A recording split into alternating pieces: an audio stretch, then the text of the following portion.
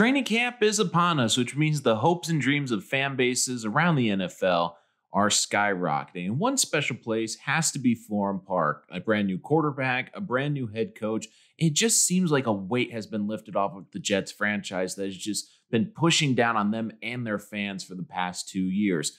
However, this training camp should definitely be a very interesting one. With a brand new scheme coming to the offense and defense, there will be players that will be put to the test. And in this episode, we are going to look at players who are on the bubble, and if they do not have a good training camp, might be in a lot of trouble. Here are 5 New York Jets who need to have a great 2021 training camp. Number 5, La'Mical Perine.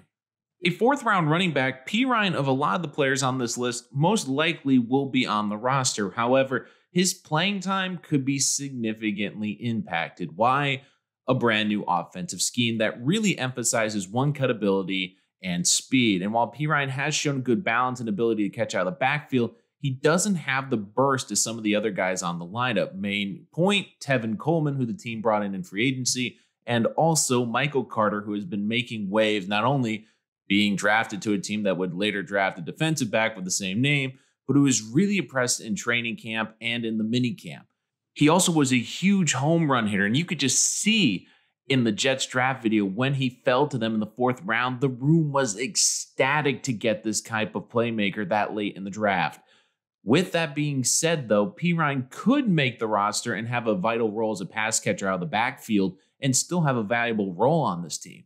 But he's going to need a strong camp, especially with a brand new scheme. But unfortunately, he just might not be the right fit for this scheme. Number 4, Blake Cashman. For Blake Cashman, the question hasn't been his athleticism, it's been his ability to stay healthy, playing only 11 games in his first 2 seasons with the New York Jets.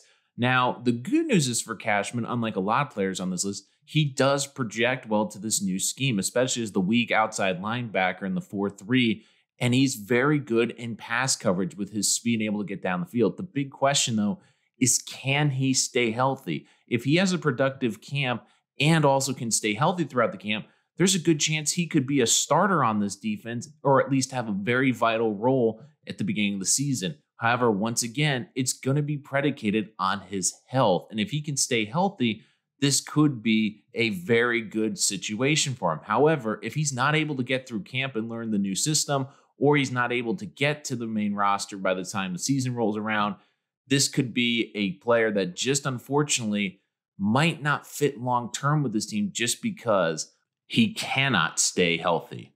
Number 3, George Fant. Of all the players on this list, it looked for a long time like George Fant was going to be a staple of the offensive line this year until the Jets finally signed Morgan Moses to a 1-year contract. Now, initially, it looked like the obvious choice was going to be to kick George Fant inside to guard, but by all indications, it looks like the Jets are having an open competition at guard, and Fant really doesn't seem to be a favorite in there. He just seems to be the backup tackle for right now for both the left spot and the right spot. And while he could be a great backup, one question will be, what will the Jets do with his salary? Now, there will be a $6 million dead cap hit if the Jets cut him, but it would also save the team $3 million. If a good veteran cornerback or defensive player becomes available, could the Jets make the decision to move on from Fant in order to bring in another guy? It's certainly possible. While I do see Fant being a valuable backup on this team, but will it be worth $9 million? Once again, with a brand new offensive scheme to learn, Fant could benefit if Mekhi Becton isn't healthy and gets some reps at left tackle. But for the time being, it just looks like Fant is a very expensive backup. The question is, will he be too expensive once the season starts? Number 2, Chris Herndon. Now we get into the list where we talk a lot about the P word, potential. And Chris Herndon had probably the most hyped camp out of last season. Everywhere you heard from reporters and from scouts, he was dominating in the preseason. It looked like last year would be the breakout season. And then it wasn't. Herndon had a bad case of the drops last season and had less yards receiving than in his rookie year. The good news for Herndon is this new scheme could be beneficial as this West Coast system really looks for tight ends that can catch and make plays. However, if he's unable to get a fast start, the Jets have brought in Tyler Kroft through free agency, Ryan Griffin is healthy, and Kenny Yeboah from the University of Ole Miss was a highly prized undrafted free agent. And while he has had trouble early in the process, he has certainly got the athleticism and the upside that the Jets may keep an eye on and may want to keep him on this roster. Herndon right now, without question, is the front runner for his starting role at the tight end. But if he continues to struggle or continues to drop the football, he might not only have to worry about gripping the football, but his job status as well. And number one, Denzel Mims. Now, I feel bad for Denzel Mims in a sense because this really isn't his fault. The problem is when you get a new head coach, you get a new system, and you get some players that just, well, they don't really fit the system. And Denzel Mims doesn't really fit the system. Don't forget, too, last year, the Jets drafted Mims to fit in Adam Gase's system, where he wants big physical players that can stretch the field. This is a different system. You want guys that can make plays, get quick cuts, and get those yards after catch. And unfortunately, Mims, that's just not the player he is. And I think he has a great future in the NFL. He has a lot of great physical tools, but never forget this. For Jet fans that think that the Jets really wanted Mims, in that draft, let's not forget they traded back in the second round. They had an opportunity to draft him early, but would draft him later in the draft when he continued to fall for him. Now, look, I think Mims has a bright future with some team in the NFL, but by all indications, it's probably not going to be with the Jets, as he's been working exclusively with the second team. And by the way, the Jets drafted another great wide receiver who fell to them in the second round, Elijah Moore, who many thought would go in the mid-first round.